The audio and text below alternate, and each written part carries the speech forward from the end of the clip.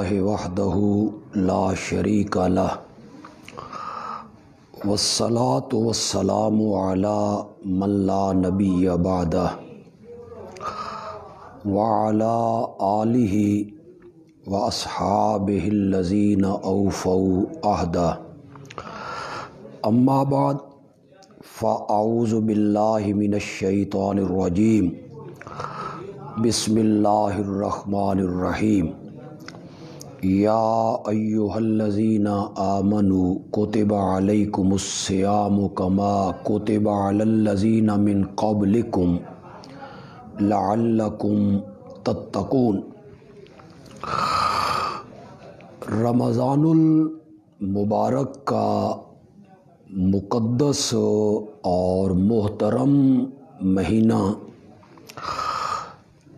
चंद दिनों के बाद इंशाअल्लाह हमें नसीब होगा। आज का ये ऑनलाइन प्रोग्राम इस्तिक़बाल रमज़ान के उन्वान से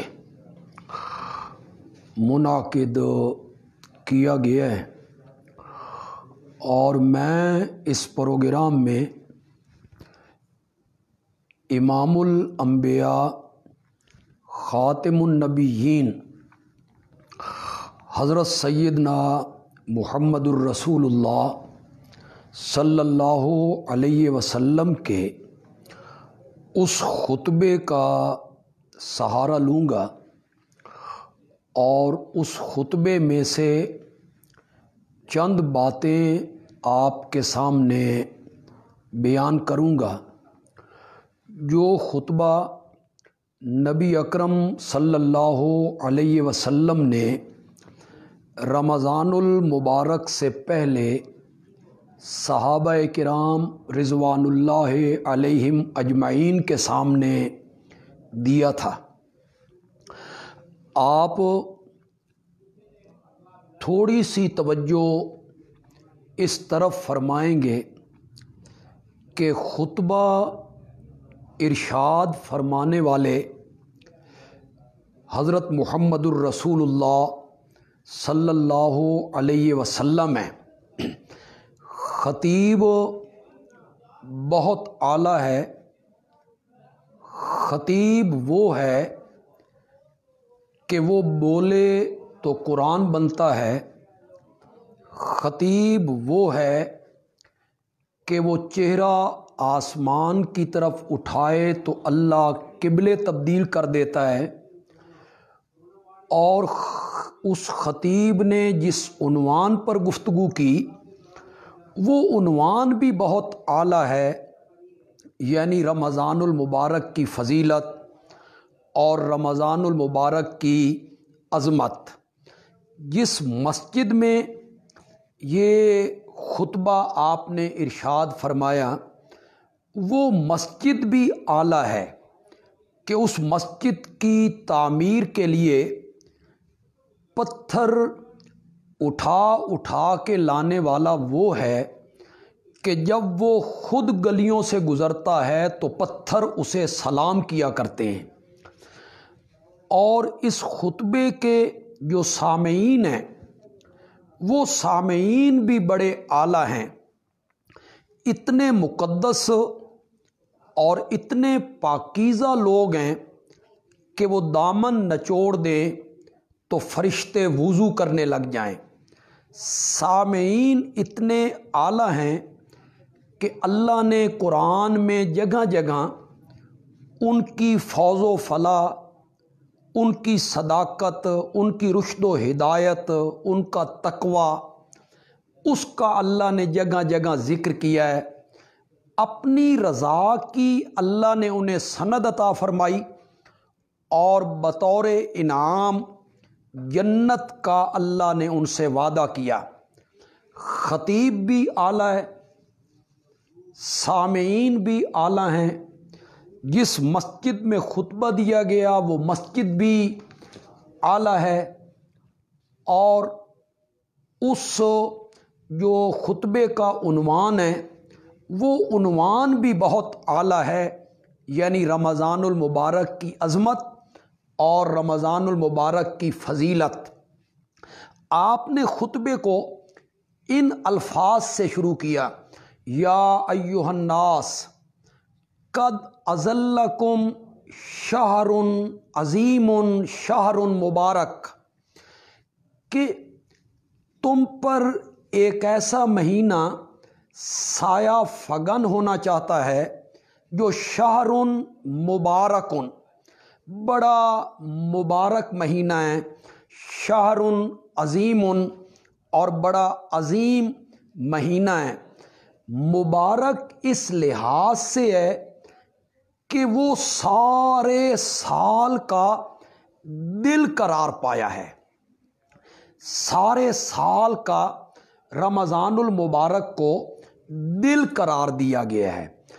آپ سب لوگ جانتے ہیں کہ انسانی اعضاء میں دل سب سے عظیم عضو ہے، جسمانی لحاظ سے بھی اور روحانی لحاظ سے بھی۔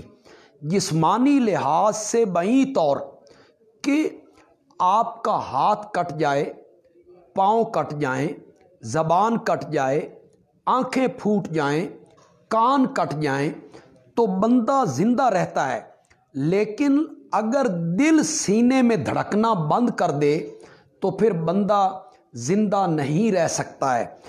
دل عظیم عضو ہے۔ میرے آقا حضرت محمد الرسول اللہ صلی اللہ علیہ وسلم نے فرمایا کہ انسان کے جسم میں گوشت کا ایک لوتھڑا ہے، اگر وہ صحیح ہو جائے تو سارا جسم صحیح ہو جائے گا، اور اگر وہ فاسد ہو جائے تو سارا جسم فساد زدہ ہو جائے گا۔ صحابہ نے پوچھا، یا رسول اللہ، وہ کون سا لوتھڑا ہے اتنا عظیم کہ وہ فاسد ہو جائے تو پورا جسم فساد زدہ ہو جائے، اور وہ صحیح ہو جائے تو پورا جسم صحیح ہو جائے؟ آپ نے فرمایا، سنو، وہ دل ہے۔ دل اتنا عظیم عضو ہے کہ اگر آپ کے باقی اعضاء نیکی نہیں کر رہے ہیں، آپ کا ہاتھ، آپ کے پاؤں، آپ کی زبان، آپ کی آنکھیں، آپ کے کان وہ نیکی کا کام نہیں کر رہے ہیں، اور یہ دل صرف نیت کر لیتا ہے تو اس نیت کا بھی بندے کو ثواب مل جاتا ہے۔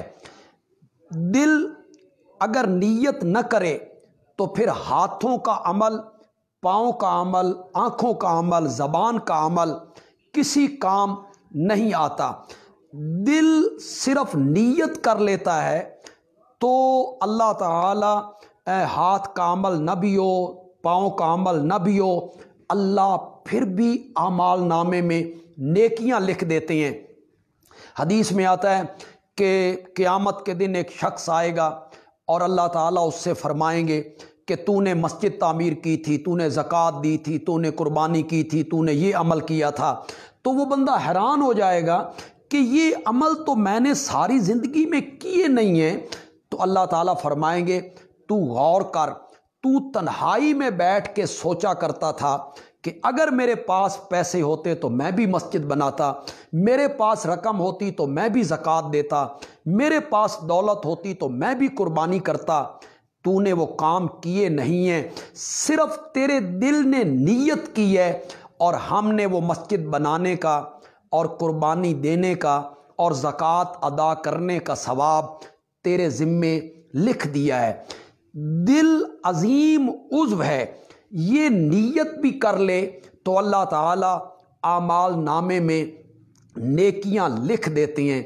اسی طرح رمضان کا جو مہینہ ہے یہ سارے سال کا دل قرار دیا گیا ہے، بعید طور کہ اس میں آپ نفل ادا کریں تو اللہ فرض کا ثواب دے دیتا ہے، اور آپ ایک فرض کی ادائیگی کریں تو اللہ آپ کے اعمال نامے میں 70 فرائض کا ثواب اللہ تعالیٰ جمع کر دیتے ہیں۔ تو رمضان المبارک جو ہے اسے میرے آقا نے اپنے خطبے میں شہر مبارک کہا ہے۔ اس لیے کہ یہ سارے سال کا دل ہے، اور مبارک اس معنی میں بھی ہے کہ حدیث میں آتا ہے، میرے آقا نے فرمایا کہ اگر میری امت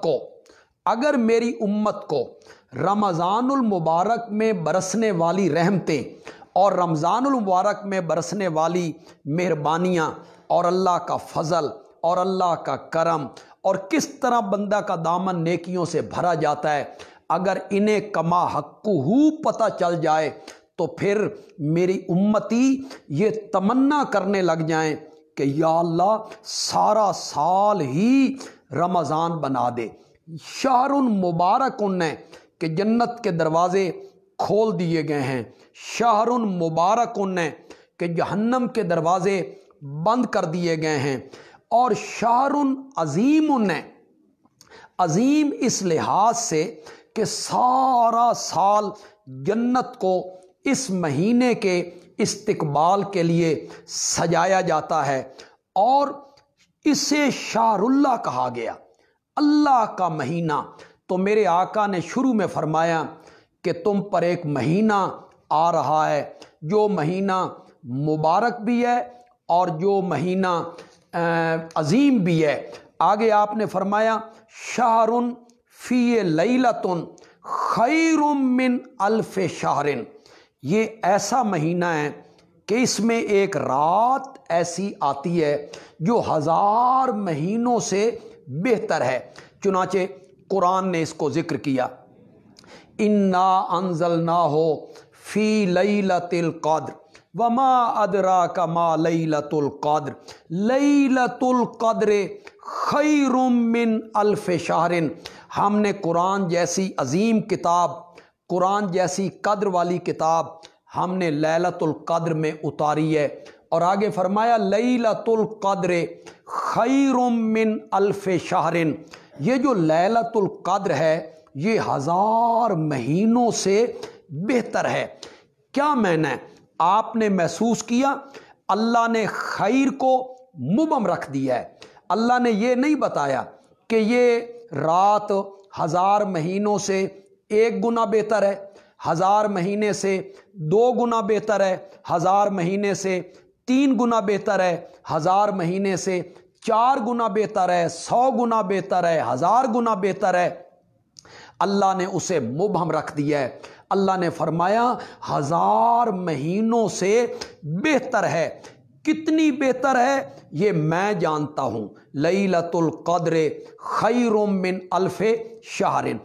اس کا مفہوم میں آپ کو بڑے آسان طریقے سے سمجھا دیتا ہوں۔ کوئی زمانہ تھا جب یہ گاڑیاں نہیں تھیں، بسیں نہیں تھیں، جہاز نہیں تھے، لوگ سفر کرتے تھے اونٹوں پر، لوگ سفر کرتے تھے گھوڑے پر۔ چنانچہ 100 میل کا اگر سفر کرنا ہے اس میں کئی دن لگ جایا کرتے تھے، 200 میل 300 میل کا سفر کرنا ہوتا تھا تو کئی دن اس میں صرف ہو جاتے تھے۔ پھر اس کے بعد ریل گاڑی ایجاد ہو گئی۔ جب شروع میں ریل گاڑی ایجاد ہوئی تو یہ 40-50 میل فی گھنٹے کے حساب سے سفر کرتی تھی۔ پھر یہ 100 میل کا جو سفر تھا یہ 2 گھنٹے میں طے ہونے لگ گیا۔ اس کے بعد تیز رفتار کاریں آ گئیں، بسیں آ گئیں، پھر جہاز آ گئے، اور جب جہاز آئے تو سعودی عرب کا سفر جو ہے وہ پاکستان سے صرف 3.5 گھنٹے 4 گھنٹے میں طے ہونے لگا۔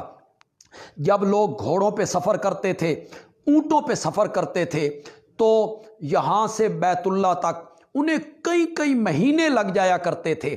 پھر جب جہاز آ گئے تو اب وہ 4 گھنٹوں میں جدے پہنچ جاتے ہیں۔ اسی طرح کوئی آدمی جو اللہ کے قرب کی منزلیں طے کرنا چاہتا ہے وہ 1000 مہینے میں اللہ کے قرب کی منزل طے نہیں کر سکتا جو ایک شب قدر میں وہ اللہ کے قرب کی منزل طے کر دیتا ہے۔ اس معنی میں کہا لیلۃ القدر خیر من الف شہر۔ پھر اس خطبے میں میرے آقا نے آخر میں جا کے ایک بات ارشاد فرمائی۔ آپ نے فرمایا वहुव शहरुन अव्वलुहु रहमतुन व औसतुहु मगफिरतुन व आखिरुहु इत्कुम मिनन नार। मेरे आका ने इसे 3 हिस्सों में तकसीम कर दिया है। पहले 10 दिन रहमत के 10 दिन हैं, दूसरे 10 दिन मगफिरत के 10 दिन हैं, तीसरे 10 दिन इत्कुम मिनन नार, आग से आज़ादी के 10 दिन हैं। देखिए, पहले 10 दिनों को रहमत के 10 दिन करार दिया है। इसमें कोई शक नहीं है कि साल के हर दिन में और साल की हर रात में और दिन रात की हर घड़ी में रहमतें जो हैं ये बरसती रहती हैं। ये दुनिया अल्लाह की रहमतों से खाली नहीं होती, कोई घर अल्लाह की रहमतों से खाली नहीं होता। हदीस में आता है अल्लाह ताला आधी रात के बाद, हर रात आधी रात के बाद अल्लाह पहले आसमान पे उतर के अल्लाह की रहमत सुबह तक आवाज़ लगाती है, हल में मुस्तगफिरिन फ़अगफिर लहू, है कोई मुझसे बख्शिश मांगने वाला, मैं उसके गुनाहों को माफ़ करने के लिए आ गया हूँ। मैं इसे अपनी ज़बान में हल में मुस्तगफिरिन फ़अगफिर लहू का तर्जमा करता हूँ। अल्लाह कहते हैं है कोई मुझसे रूठा हुआ, मैं खुद मनाने आ गया हूँ। अल्लाह ताला पहले आसमान पे उतर के रहमत अपनी उतार के सुबह तक इसका ऐलान करते रहते हैं, है कोई रोज़ी मांगने वाला, मैं रोज़ी देने के लिए आ गया हूँ। हल मिन कज़ा, हल मिन कज़ा, है कोई ऐसा, है कोई ऐसा, कोई बीमार, कोई मुकदमे में फंसा हुआ, कोई कर्जे में फंसा हुआ, है कोई आज मुझसे मांगने वाला, मैं आज देने के लिए आ गया हूँ। अल्लाह की जो रहमत है ये सारा साल बंदों पर बरसती रहती है। अल्लाह ताला अपनी रहमत करते रहते हैं, उसके गुनाहों को माफ़ करते रहते हैं। या इबादियल्लज़ीना असरफू अला अनफुसिहिम ला तक़नतू मिन रहमतिल्लाह फ़इन्नल्लाह यग़फ़िरुज़्ज़ुनूब जमीया। आप ज़रा इस अंदाज़ को तो देखें, मुजरिम लोग हैं, गुनाहगार लोग हैं, मुजरिम लोग हैं, गुनाहगार लोग हैं, तो अल्लाह ताला को तो ये कहना चाहिए था, ऐ मुजरिमों, ऐ गुनाहगारों, ऐ मेरे नाफरमानों, मेरी बात सुनो। लेकिन अल्लाह ने कितने प्यार भरे अंदाज में लोगों को खिताब किया, या इबादियल्लज़ीना असरफू अला अनफुसिहिम, ऐ मेरे वो बंदो जिन्होंने गुनाह करके, मेरी नाफरमानियाँ करके अपने आप पर जुल्म किया, अपने आप पर ज़्यादती कर ली है। ला तक़नतू मिन रहमतिल्लाह, अल्लाह की रहमत से नाउमीद न हो वो। फ़इन्नल्लाह यग़फ़िरुज़्ज़ुनूब जमीया, अल्लाह ताला बंदे के सारे गुनाहों को माफ़ कर देता है।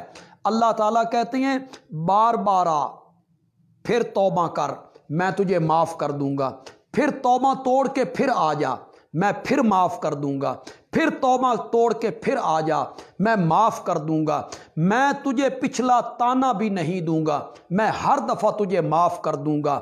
मेरे अर्ज़ करने का मकसद ये है कि ये जो रमज़ान में कहा गया अव्वलुहु रहमतुन, कि रहमतों वाला महीना है, बाकी 11 महीनों में और रमज़ान में बरसने वाली रहमत में मैं फ़र्क आपको बताना चाहता था। बाकी के 11 महीनों में रहमतें बरसती रहती हैं, ये दुनिया कभी रहमत इलाही से खाली नहीं हुई, लेकिन फ़र्क सिर्फ इतना है कि पहले रहमतों वाला जो समंदर है वो किनारों के अंदर रहता था, 11 महीने वो किनारों के अंदर रहा है, और यूं ही रमज़ान का महीना आया तो रहमतों वाला ये समंदर अपने किनारों से बाहर निकल गया है। मैं इसकी एक मिसाल दे के आपको समझाना चाहूँगा। कभी आप साहिल समंदर पे गए हों तो साहिल समंदर पे जाएं तो वो जो दरिया की लहरें हैं, वो दरिया की जो मौजें हैं, लहरें हैं, वो बाहर की तरफ, किनारे की तरफ आती हैं, तो वहाँ कई नौजवान होते हैं, कई लोग होते हैं, वो वहाँ खड़े हैं और मौजें उनकी पिंडली से टकरा रही हैं, किसी के घुटने से टकरा रही हैं, किसी के पेट तक आ गई हैं, کوئی لوگ جو ذرا بزدل قسم کے لوگ ہیں وہ وہاں سے بھاگنے لگے ہیں، تب بھی وہ لہریں اس کی پاؤں سے آ کے لپٹ گئی ہیں۔ تو سارا سال یہ رحمتوں کا سمندر کناروں کے اندر رہتا ہے، اور جب رمضان کا مہینہ آتا ہے تو پھر یہ کناروں سے باہر نکل کے لوگوں سے لپٹ جاتا ہے، اللہ کی رحمت لپٹ جاتی ہے۔ اسی لیے میرے آقا نے فرمایا تھا، بڑا بد نصیب ہے وہ آدمی، بڑا بد نصیب ہے وہ آدمی جس نے رمضان کا مہینہ پایا اور اپنی مغفرت نہ کروا سکا۔ کہ اس مہینے میں تو اللہ بہانے ڈھونڈتے تھے کہ کوئی بہانہ ہاتھ آئے اور میں بندے کی مغفرت فرما دوں۔ آپ نے فرمایا اس مہینے کا جو پہلے 10 دن ہیں وہ رحمت کے ہیں، اور درمیان کے جو 10 دن ہیں وہ مغفرت کے ہیں، اور آخری جو 10 دن ہیں اتقم من النار، یہ عذاب سے، آگ سے آزادی کے ہیں۔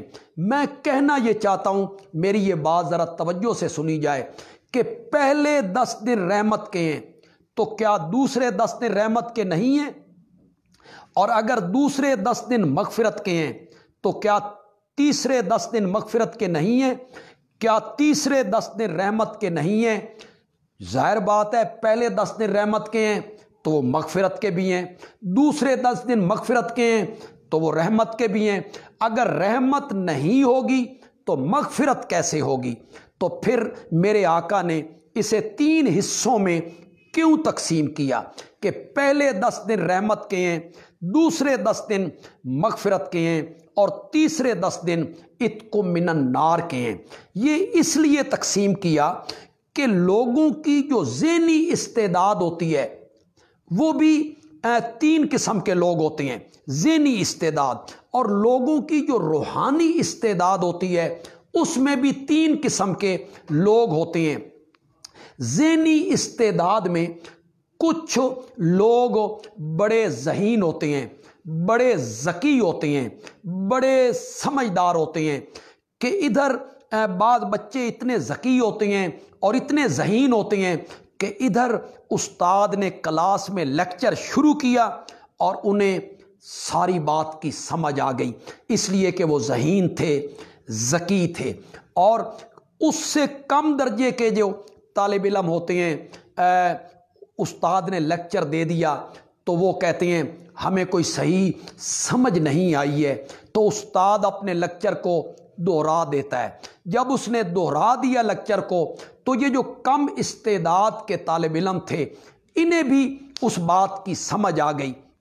اور کچھ ہوتے ہیں کند ذہن، ہم ان کو کہتے ہیں، غبی ہوتے ہیں، کند ذہن، انہیں دوسری مرتبہ سمجھانے کے باوجود انہیں سمجھ نہیں آئی تو وہ کہتے ہیں استاد جی ہمیں کوئی سمجھ نہیں آئی ہے، تو استاد تیسری مرتبہ اس بات کو دہراتا ہے، تو تیسری مرتبہ دہرانے سے وہ جو غبی اور کند ذہن ہوتے ہیں انہیں بھی بات سمجھ آ جاتی ہے۔ اسی طرح روحانی طور پر بھی لوگوں کی 3 قسمیں ہیں۔ ایک بڑے اعلیٰ درجے کے متقی لوگ ہیں، اعلیٰ درجے کے تقوی کے مرتبے پر فائز ہیں۔ ایسے جو لوگ ہیں ان کا کام تو پہلے 10 دنوں میں ہو جاتا ہے، جس کو کہا گیا اولہ رحمتن۔ کچھ لوگ ہوتے ہیں جو نیکیاں بھی کرتے ہیں، گناہ بھی کرتے ہیں، ان کی نیکیاں اور گناہ برابر سرابر ہوتے ہیں، ان کا کام دوسرے عشرے میں ہو جاتا ہے کہ اللہ ان کو معاف فرما دیتے ہیں۔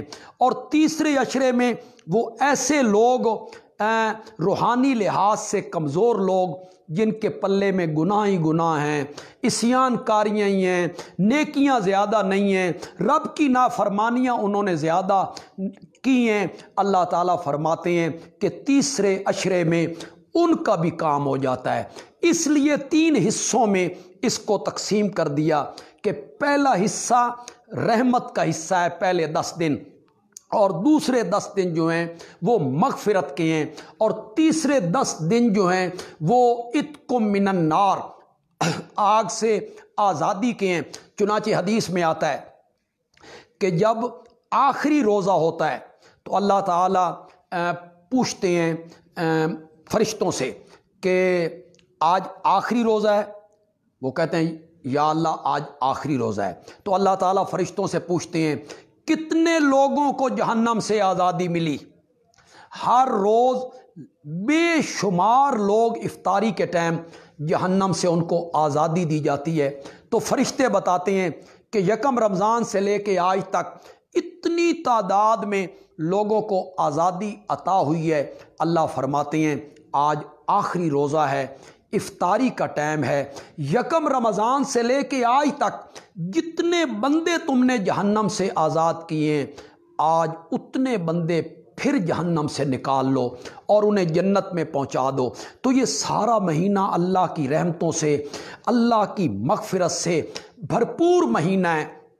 ہمیں چاہیے کہ اس مہینے میں اپنی اصلاح بھی کریں، اس مہینے میں اپنے آپ کو سنواریں، اس مہینے میں دوسروں کی اصلاح کی بھی کوشش کریں۔ قرآن جس کا ایک تعلق ہے اس مہینے کے ساتھ، شہر رمضان الذی انزل فیہ القرآن، اس قرآن کے ساتھ ہم اپنا تعلق جوڑیں، اس قرآن کے ساتھ ہم محبت پیدا کریں، اس قرآن کی تلاوت بھی کریں، اس کو پڑھیں بھی صحیح، لیکن اس کو سمجھنے کی بھی کوشش کریں کہ قرآن کا مقصد، قرآن کے نزول کا مقصد کیا ہے، قرآن اللہ نے کیوں بھیجا تھا۔ تو رمضان میں اپنے آپ کو قرآن پاک سے جوڑنے کی پوری کوشش کی جائے۔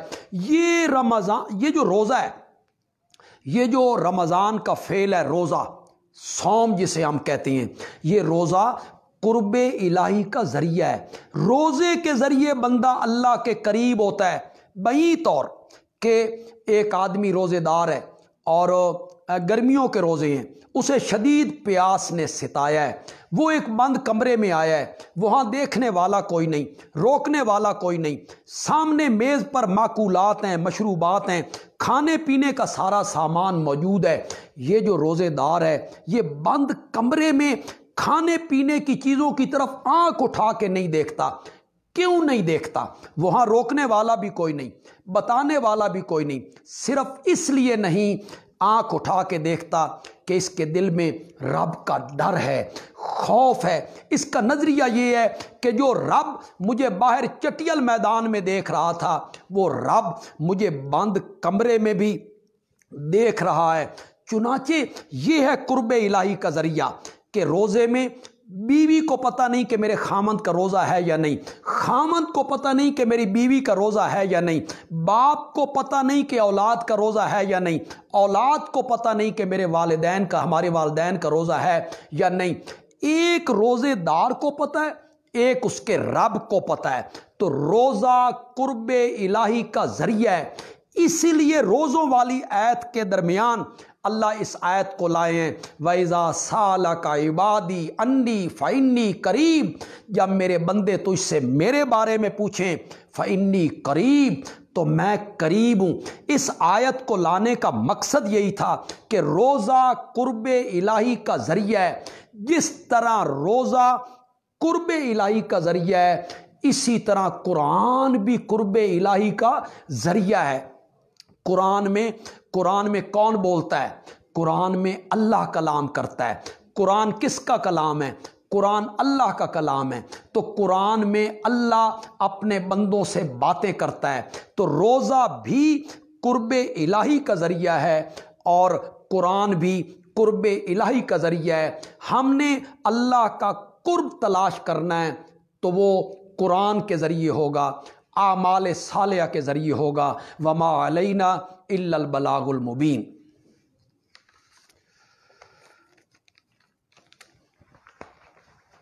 آدھا گھنٹہ ہویا۔